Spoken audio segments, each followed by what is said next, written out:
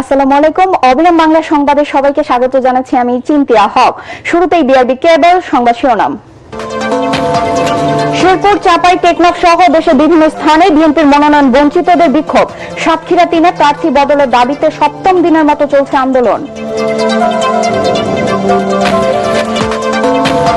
মন্ত্রণালয়ের আশ্বাসে প্রাথমিকের শিক্ষকদের অনির্দিষ্টকালে কর্মবিরতি স্থগিত, চলবে অবস্থান কর্মসূচি।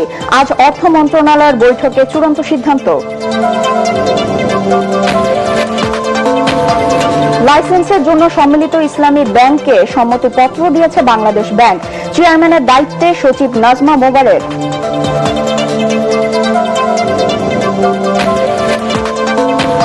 প্রধান উপদেষ্টা ডক্টর মোহাম্মদ ইউনূসকে নিয়ে ভারতের প্রতিরক্ষা মন্ত্রী রাজনাথ সিংহের মন্তব্যের কড়া জবাব ঢাকার।